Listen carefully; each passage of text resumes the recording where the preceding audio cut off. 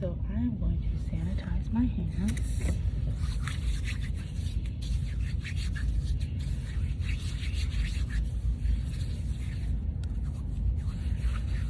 Okay. All right.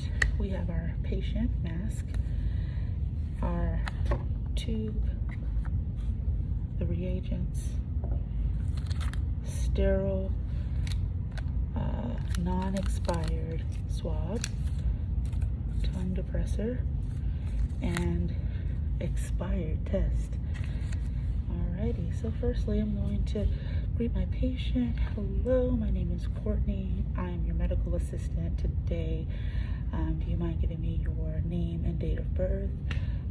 Mask 1/1/2022. Thank you so much. All right, we were going to be performing a strep test because I hear you're having some throat discomfort. And I'm also going to collect a sample from your throat to test it.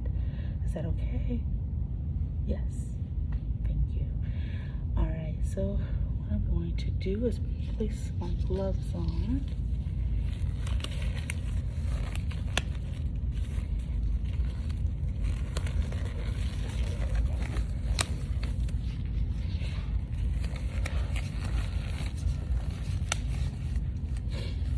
Okay. I'm going to open up my swab, making sure not to contaminate it. Okay, into the trash. And I'm also going to make sure that I have my tongue depressor, both of them. And I'm going to, in a figure 8 motion, just gently swab, and then so gently swab and pressing down on their tongue. So gently swabbing.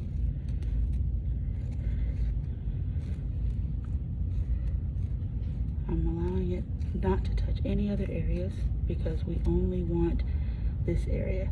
That is one of what we want to be tested.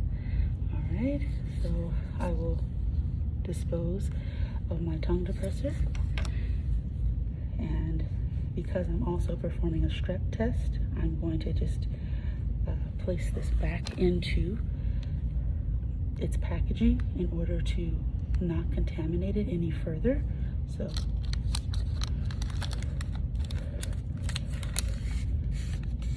we're just going to sit that there. And for the strep test, we are going to follow the instructions on the box. Firstly, we want to take our tube and our first red reagent, 4 drops into our tube.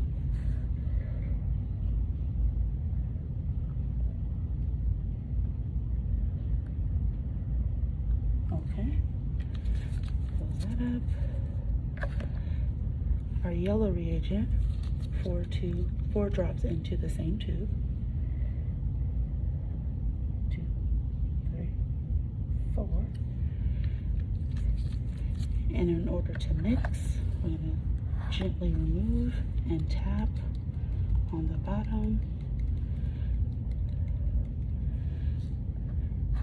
And we're going to take our throat collection and place it into the tube.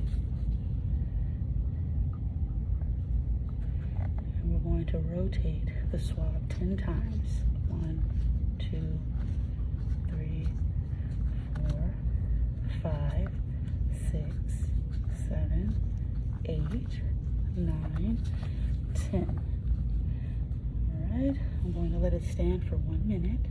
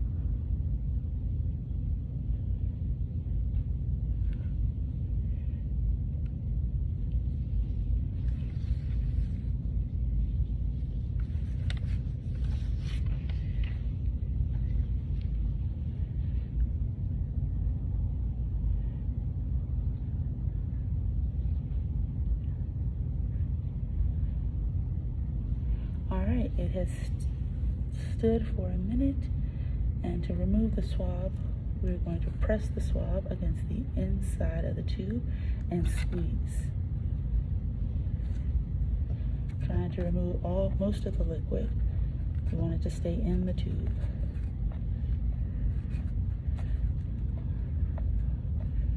Alright. And once we do that, we can then dispose of our swab. And we're going to use our test.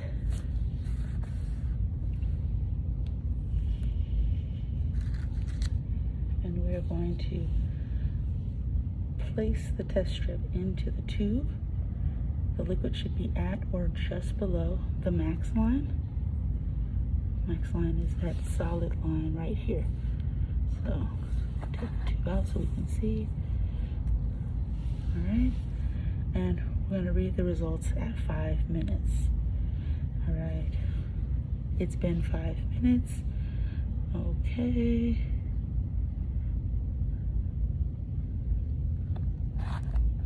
No, that's it.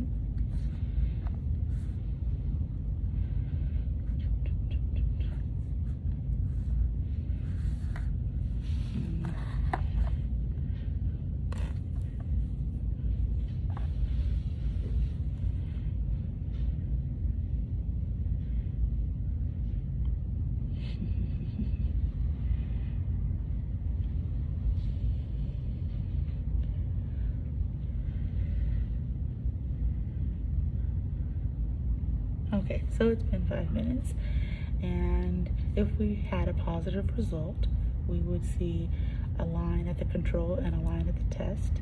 If we were to have a negative result, we would see a line only at the control, and if we had an invalid test, then we would only see a line at the test. And if a test is invalid, then we would simply redo the test altogether. Okay, so I would dispose of all of my materials in the appropriate bins. And now I will go through competencies.